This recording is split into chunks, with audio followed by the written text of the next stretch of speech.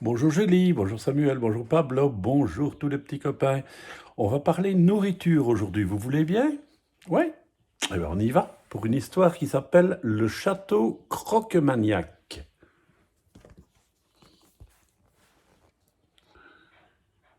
Joël et Gabriel habitent une coquette maison en bordure de la forêt.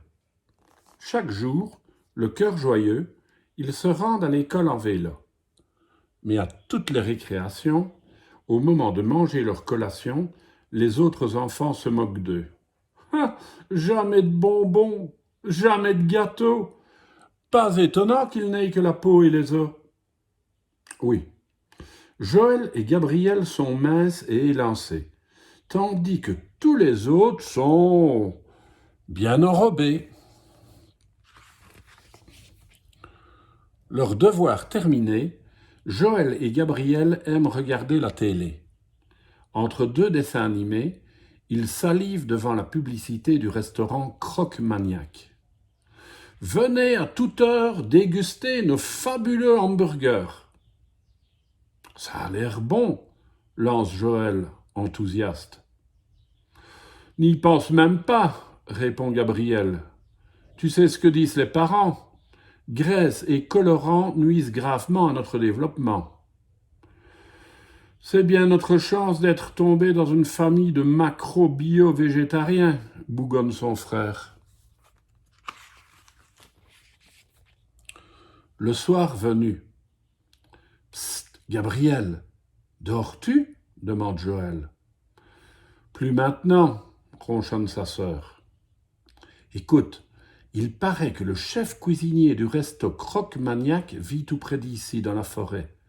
Et le plus extraordinaire, c'est qu'il habiterait un château entièrement construit à hamburgers. Mon pauvre, il ne faut pas croire tout ce qu'on te raconte. Tu ferais mieux de dormir. Moi, cette histoire me plaît bien, se dit Joël, tiraillé par la faim. Le lendemain, sur le chemin de l'école. C'est décidé, déclare Joël. Je pars à la recherche du château Croque-Maniac. Veux-tu m'accompagner? Tu es complètement marteau, répond Gabriel. Et s'il existe ce château, comment le trouver? Il y a tellement de sentiers. Nous risquons de nous perdre. Pas de problème, rétorque son frère. J'ai pris un sac entier de carottes râpées. Une pincée par-ci, une autre par-là, et au retour, les carottes nous indiqueront la voie.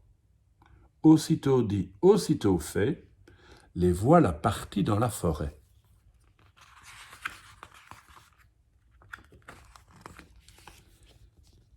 Mais à quelques pas derrière, un gros lapin a flairé l'affaire. Il suit la piste des carottes et petit à petit, il les grignote.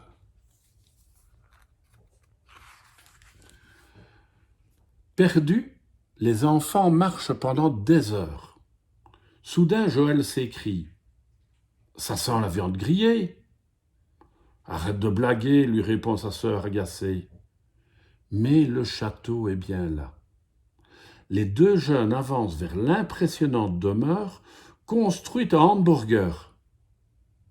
Affamé, Joël ne peut y résister.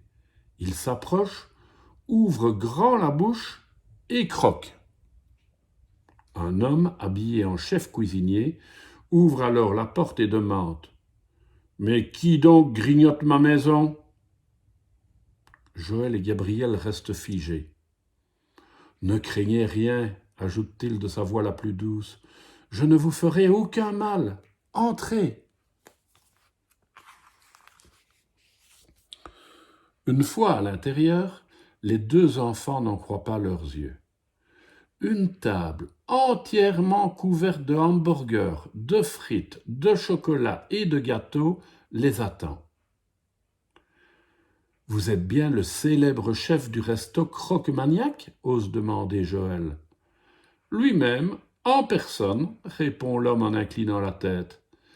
Mais assez de bavardage, vous êtes si maigre. Asseyez-vous et mangez. »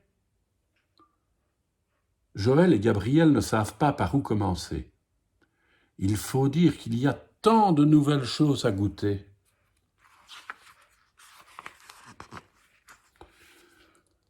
Une fois le festin terminé, le gentil cuisinier leur suggère de se reposer. Épuisés, nos deux amis acceptent sans hésiter. La chambre est sombre et il y a des barreaux en guise de porte. Mais peu importe, ils se couchent. Soudain, Gabrielle entend des chuchotements. « Qui est là ?» demande-t-elle inquiète. Alors des dizaines d'enfants terrorisés sortent de l'obscurité. « Vous êtes piégés, tout comme nous, prisonniers !» lui annonce un garçon. « Oui, le chef est devenu cinglé. Il a inventé une machine pour nous transformer en steak haché. » « C'est hors de question !» s'exclament Joël et Gabrielle. Minces comme des fils, ils se faufilent entre les barreaux de la porte. Sans faire de bruit, ils partent à la recherche de la chambre du cuisinier. Guidés par les ronflements, le frère et la sœur l'ont vite trouvé. Ils entrent sur la pointe des pieds et, à l'aide d'une corde, ils ligotent le vilain chef à son lit. Gabrielle récupère la clé et libère les enfants, toujours enfermés. « Il faut détruire cette machine !» clament les jeunes. Alors Joël ouvre le capot de l'engin et y jette des couteaux, des fourchettes, ainsi qu'une énorme pile d'assiettes. Il appuie ensuite sur un gros bouton rouge et, dans un bruit d'enfer, la machine explose. Tout ce vacarme alarme les policiers des environs. Les enfants sont sauvés et rentrent à la maison. Peu de temps après, le chef a été condamné à donner des cours de cuisine santé. Il ne prépare plus que des petits plats équilibrés. Même les menus de son resto ont été améliorés. Alors, d'un bout à l'autre du pays, on ne parle que de lui, du célèbre cuisinier qui vit dans son château, reconstruit en poros, en carottes et en brocolis. Et voilà, les enfants ont été sauvés parce qu'ils mangent sainement. Vous savez ce qu'il vous reste à faire ? À demain les enfants.